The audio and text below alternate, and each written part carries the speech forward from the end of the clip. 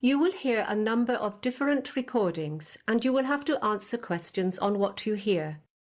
There will be time for you to read the instructions and questions, and you will have a chance to check your work. All the recordings will be played once only. The test is in 4 sections. At the end of the test, you will be given 10 minutes to transfer your answers to an answer sheet. Now turn to Section 1. Section 1. You will hear a telephone conversation between a bank representative and a client who wants to make an international money transfer. First, you have some time to look at questions 1 to 6.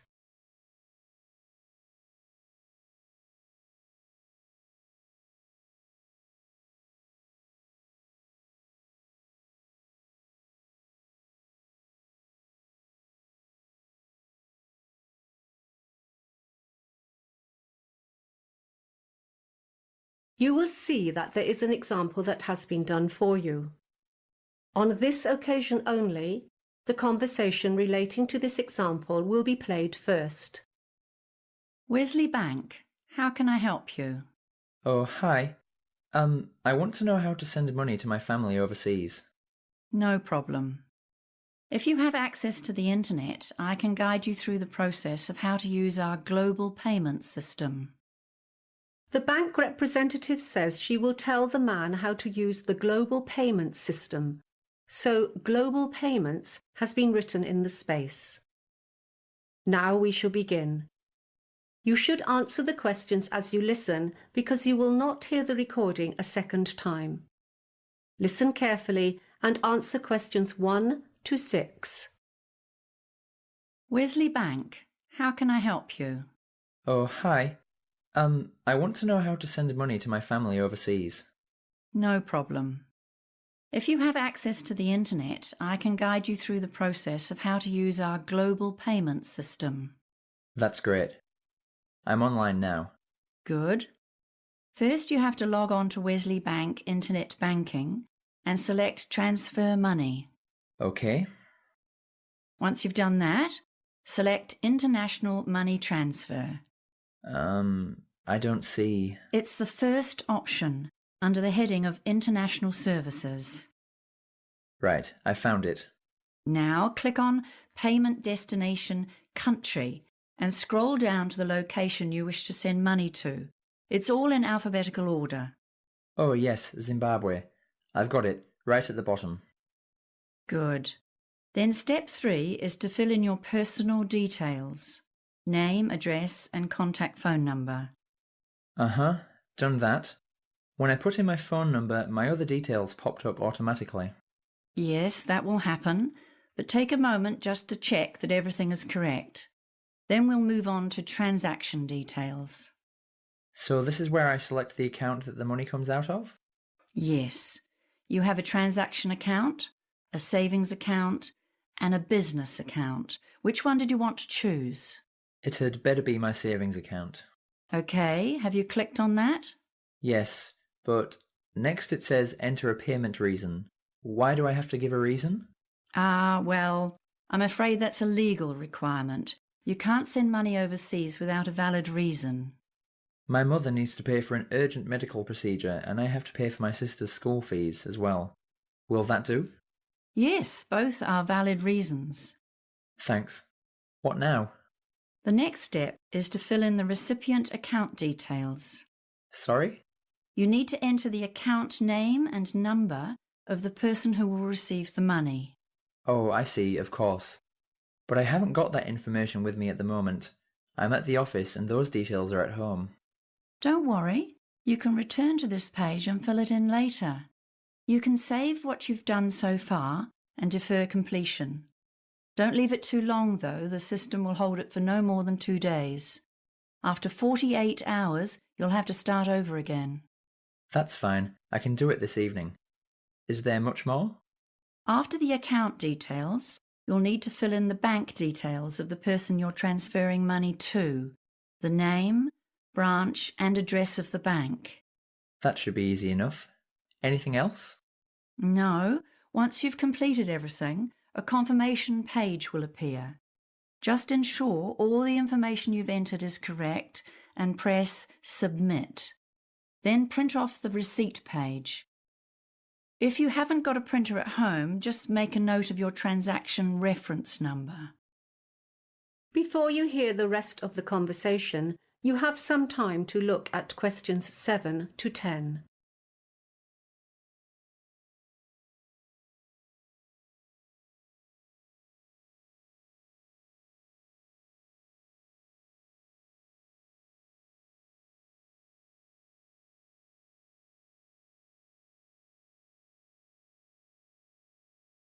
Now listen and answer questions 7 to 10. When can my family expect the money? Will they get it within the next 5 days? It takes 3 days to process, but, of course, we can't be responsible for any delays arising from the recipient bank. I understand.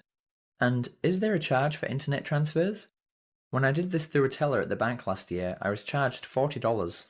It does cost more to use a teller, but the Wesley Bank will only deduct $30 from your account per online international transaction.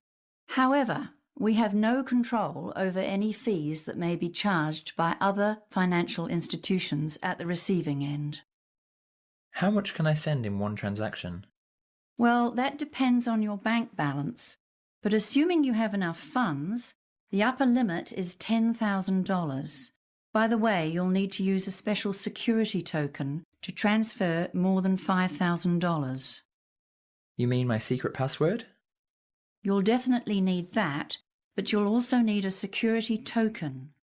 That is a special code that the bank gives you. Just call into your local branch with photo ID and they will arrange it for you. Is there anything else I can help you with, or do you have any more questions? No, thank you. That's all I need to know for now. That is the end of section 1.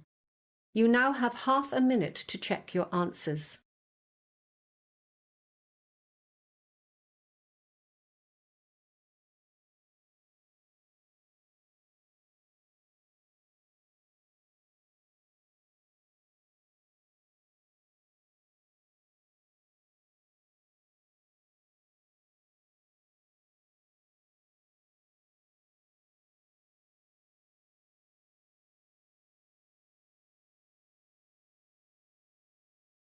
Now turn to section 2.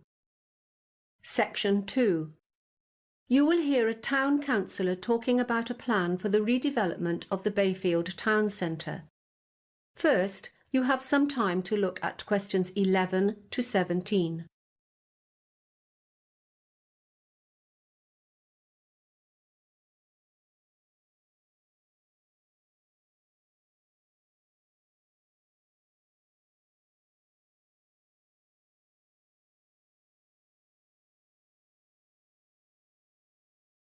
Now listen carefully and answer questions 11 to 17. Good evening. I've been asked to speak to you about the proposed plan for the improvement of our town center. As you know, there was extensive community consultation before the designers were engaged. I'm sure you'll agree that a great many of your concerns have been acknowledged and incorporated into the draft plan that you see before you. Firstly, you'll notice that the existing supermarket has been enlarged. It's the biggest building you see on the plan, on the south side of the Main Street Mall. You can see that the part of Main Street in the town center has been turned into a pedestrian mall. We're planning extensive plantings of shrubs and small trees to provide shade. There'll be plenty of parking for supermarket shoppers on the west side of the building, and a few spaces to the south facing the park. The park will not be touched except for the addition of a small artificial lake, which we hope will attract ducks and other bird life. We've taken into account your petition not to expand the tavern. I know some of you wanted it removed from the town center altogether, so it will be discreetly screened from public view by more trees. The existing car park at the rear of the tavern will remain. Opposite the tavern, on the other side of Main Street, there will be a covered market. The Saturday Farmers Market is hugely popular, but stallholders have suffered from a lot of bad weather recently. We think everyone will be happy with this part of the redevelopment. These two rectangular buildings here, in the middle of the plan, are new. We plan to demolish the existing shops, some of which are unsound anyway, and put up these two modern buildings instead.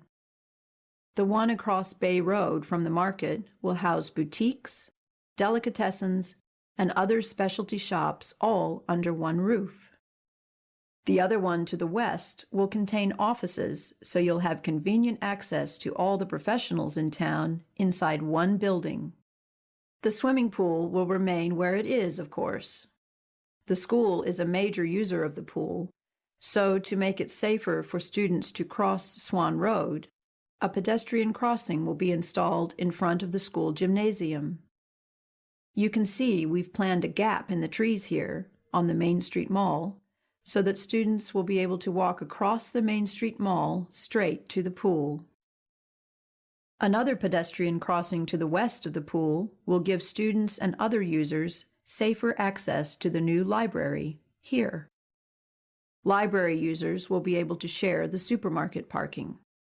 We expect that Swan Road may become a busier thoroughfare once the Main Street has been converted to pedestrians only, but we'll address that issue in the second stage of the development.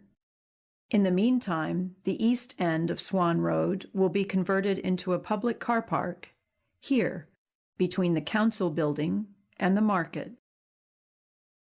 Before you hear the rest of the conversation, you have some time to look at questions 18 to 20.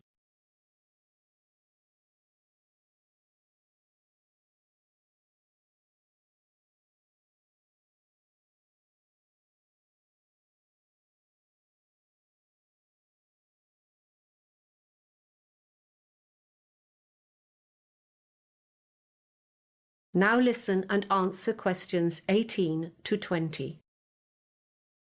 I'll deal with any questions you may have at the end of this talk. In the meantime, I'll give you some idea of what the second stage of development will involve. In line with the overwhelming concern of Bayfield inhabitants, improved public transport is definitely at the forefront of the next stage. We're planning to develop a modern transportation hub on the outskirts of town. Another issue we want to address is the lack of playgrounds and sporting facilities. These could be part of Stage 2, depending on the Council's ability to purchase appropriate sites. As I mentioned earlier, traffic may become a problem in Swan Road. Once Main Street has been blocked off, the Council will study the speed, flow, and density of vehicles on Swan Road and decide on appropriate measures. I know the Council's preference would be to install traffic lights either side of the pedestrian crossing, but they'll consider other options to alleviate traffic problems, like diverting non-essential vehicles to a back road. Are there any questions? That is the end of section 2. You now have half a minute to check your answers.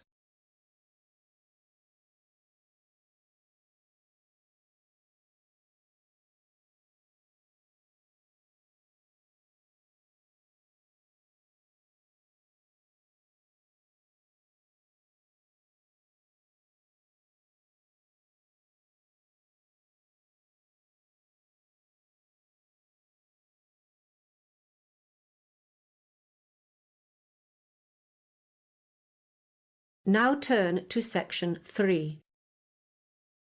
Section 3.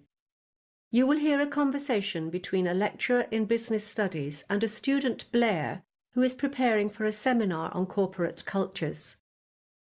First, you have some time to look at questions 21 to 26.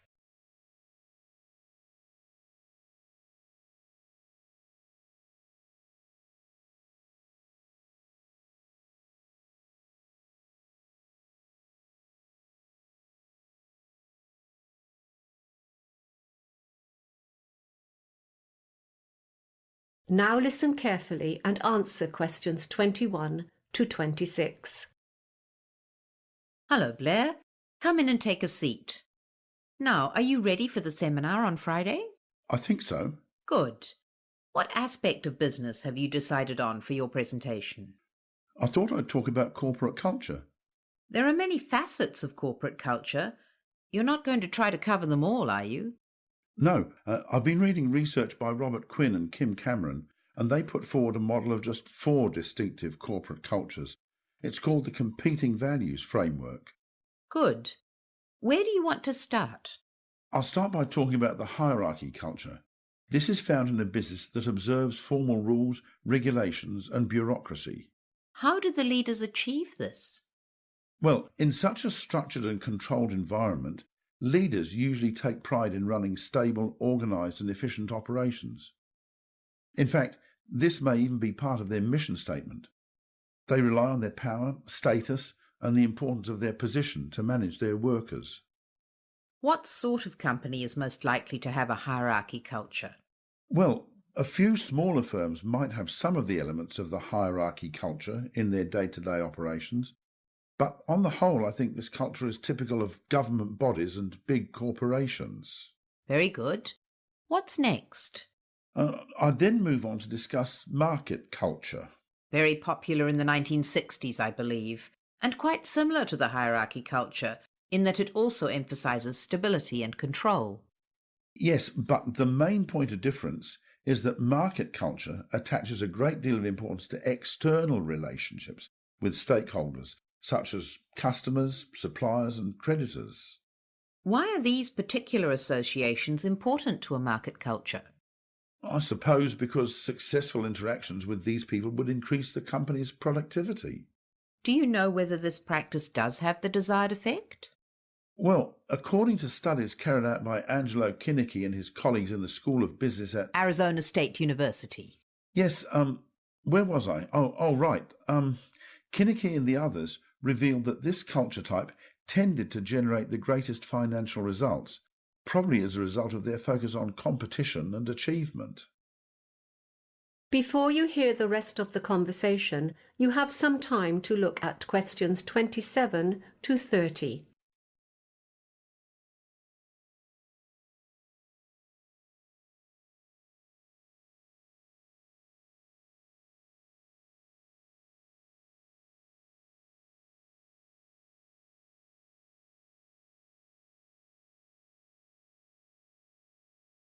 Now listen and answer questions 27 to 30.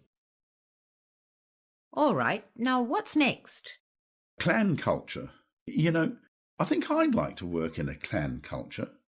Oh yes, why is that? Well, a clan culture is more like a family than a rigid, structured organisation. What do you mean by like a family? Well, it's more focused on teamwork and morale. It's probably not surprising that this type of culture results in the greatest level of satisfaction among employees. What about the internal structure of a clan-type business? It's quite flat, really, nothing like the hierarchy type we talked about before. There is usually just a single leader or owner whose role is quite paternalistic, and he, although I suppose it could be a she, would act as a mentor, guiding, nurturing, and encouraging employees. I can see that ongoing employee training would be characteristic of this kind of business. Definitely. And in a company like this, loyalty would be very important. Also, management would want to know that everyone within the company had the same ideas and objectives. My brother works for a company like this, and he absolutely loves his job and puts everything into it. He's extremely loyal and devoted and thinks he's very lucky. He probably is lucky to have a job he enjoys. Yes, well, he's better off there than in an adhocracy culture. But adhocracy does appeal to a certain type of person. Yes, if you're adaptable and don't mind lots of changes all the time. What's most important in an adhocracy culture?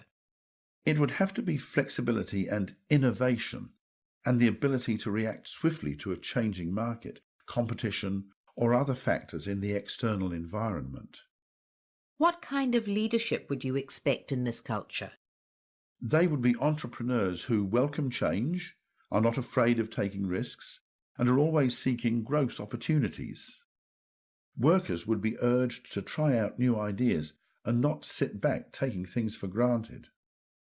To an outsider, especially someone from a hierarchy culture, this kind of culture might look a bit chaotic and disordered, but it's innovative, forward-looking and adjusts rapidly to change. OK, Blair. I think you've got the basics of a good presentation and you've responded well to my questions. Just one further question and then I'll let you go. That is the end of section 3. You now have half a minute to check your answers.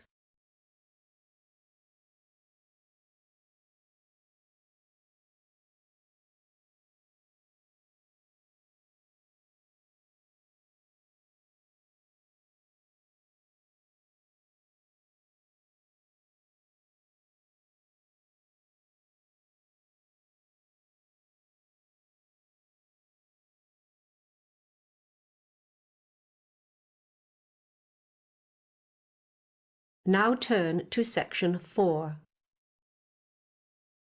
Section 4.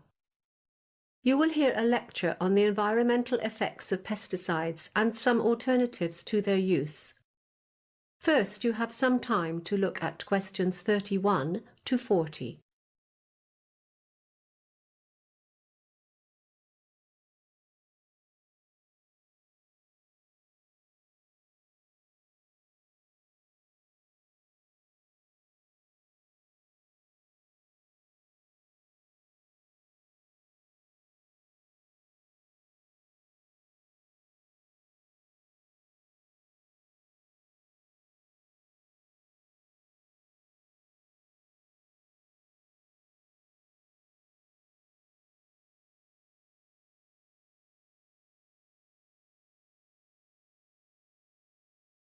Now listen carefully and answer questions 31 to 40. Good evening. I'm here today to present the findings from our research into pesticides and alternatives to using them. I'd like to begin by talking about some of the environmental effects of pesticide use. As most of you will be aware, pesticides have proven to be very harmful to our environment. The principal reason for this is because nearly all pesticides travel beyond their target areas. This often happens when rain carries pesticides along water channels, such as rivers, where they are then transported downstream. In other situations, particularly when they are dropped by plane, the wind blows pesticides into wild areas where they are not wanted. These areas can be up to several kilometers away. We also need to think about the effects of pesticides on animals. Pesticides can cause illness and even death in many animals, including birds and aquatic life. Animals can also be affected, however, when pesticide use eliminates their food source and causes them to starve or migrate to other areas. When pesticides don't travel into neighboring environments, they tend to seep into the soil. There they degrade the quality of the soil, and in addition, they can weaken biodiversity. Studies of pesticide-contaminated soil show a much lower count of organisms compared to healthy soils. There's a final consideration to take into account, and that's the environmental effects of pesticides in terms of pest numbers. In the short term, pesticides significantly reduce the number of pests in an area, as might be expected. After long-term regular use, however, insects tend to become immune to certain kinds of pesticide and are no longer negatively affected by them. As the number of insecticide-resistant pests grows, this creates the need for new varieties of pesticide and further exacerbates the pesticide problem. Let's move on now to look at some possible alternatives to pesticide use. As I'll explain, although these techniques can help reduce our dependence on pesticides, they do have their own drawbacks too. The first technique will be familiar to any of you who have even a small vegetable garden at home. You see a slug on a piece of lettuce, and what do? Put on some gloves, walk right up to the plant, and pick the slug off with your hands. This is called hand picking. Handpicking is remarkably effective and requires little in the way of money to implement. But while it may be sufficient for the home gardener, the time-consuming nature of handpicking makes it unsuitable for large-scale operations. Owners of larger crops and orchards require a more systematic approach to pest management, and they have a few options here. You may be familiar with a technique known as biological control. This involves the strategic use of what we call good insects, that is, insects which eat pests rather than plants. When they eat the pests, they also protect the crop environment. Unfortunately, biological control is always risky because we can never know for sure how insects will behave in a particular environment, and the results are therefore unpredictable. A safer option is companion planting, where certain plants are grown together. Garlic, for example, fends off spider mites and aphids, and basil drives away the tomato hornworm, making it a good companion for tomatoes. This is because some varieties of plant can repel specific breeds of insects, so planting them alongside and around more vulnerable vegetables will discourage the insects from coming near. Of course, all these extra plants begin fighting for space and competing with the protected plants for access to water and nutrients in the soil. A final possibility is crop rotation. This involves alternating plants every harvest, which forces insects to migrate in an attempt to locate their food source. Crop rotation is unappealing for large-scale commercial operations, however, because the high cost of constantly changing crops cuts into their profits. As you can see, there's still no easy answer to the question of how to keep plants free from the scourge of pests. That is the end of section 4. You now have half a minute to check your answers.